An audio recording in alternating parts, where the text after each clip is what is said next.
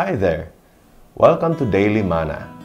Just as our body is in need of material food, so as our soul or spirit is in need of God's daily manna.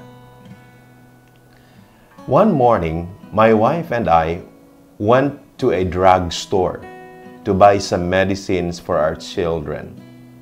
When we arrived at the store, she went inside and I stayed at the car. While I was outside, I saw the signage of the drugstore and I saw a stuff that has a snake on it. Well, I tried to research as to what this stuff really is. Why is this drugstore carry a symbol of a stuff and a snake as well? And this was not the first time that I have observed it.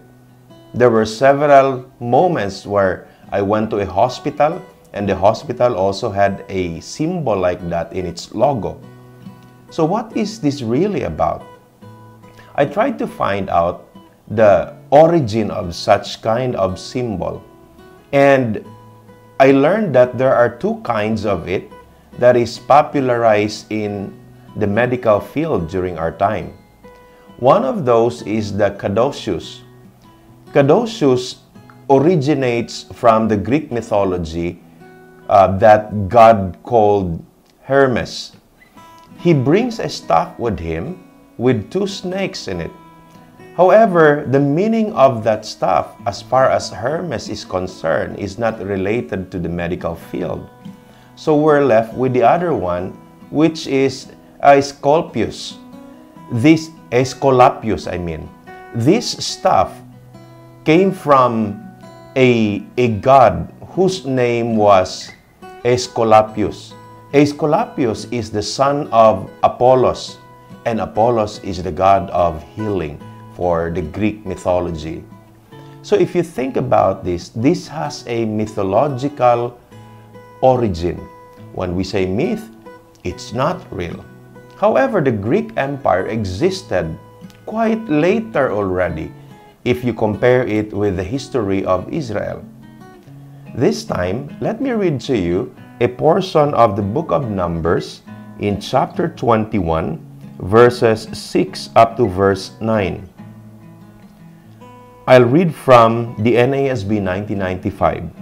The word of the Lord says, "The Lord sent fiery serpents among the people, and they bit the people, so that many people of Israel died.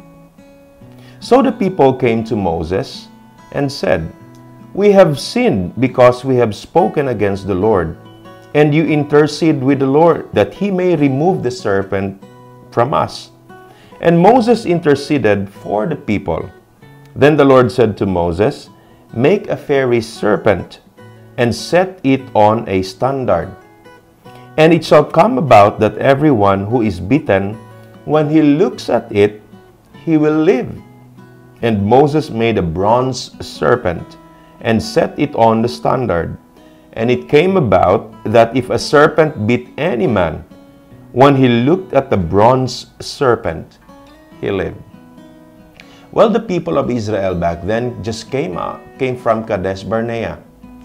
And when they reached that field where they kept on disobeying God, God was already very disappointed with them. And because of that, the Lord himself sent fiery serpents to bite them. And it really happened. And when the people of Israel noticed that it's really a huge dilemma where they were in right now, and so they went to Moses and pleaded to him. And listen very carefully to what they said. "We have sinned."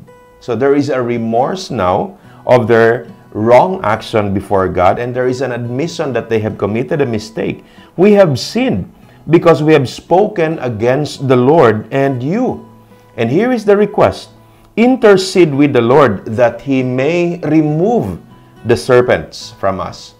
Take note of that line.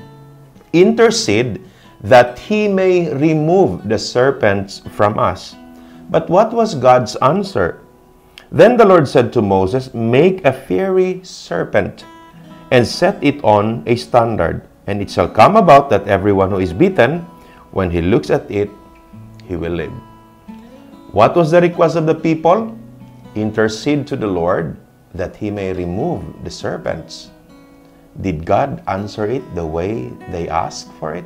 No. They wanted the serpents removed, but God did not do it the way they wanted. Instead, God told Moses, "You create a snake that is made up of bronze and then put it on a standard. And then everyone who is bitten may look at it and they will be healed. They will not die." Now, this is a reality that you and I must observe as well. There are times that whenever we are in a difficult time, often our prayer is, "Lord, remove this difficulty that I'm in right now." Or, Lord, if we encounter a person that is becoming like a thorn for us, we tell the Lord sometimes, "Lord, kindly remove this person away from me. Kindly take this pain away from me. Kindly take this thorn away from me. Can you please remove me from this situation?" It is often like that. But sometimes the Lord wouldn't answer us the way we want it. And instead, He places something in our midst or someone in our midst that we can lean on, that we can look up to, so that we can just go on with life despite the presence of the painful situation where we are in. You know, there are really times that God won't answer our prayer the way we want it.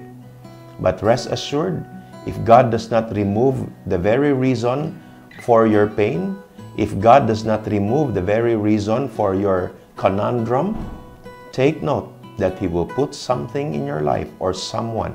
He will set up something that you may be able to look up to and find healing and find a strength that you can move on and live. And I want to push this further.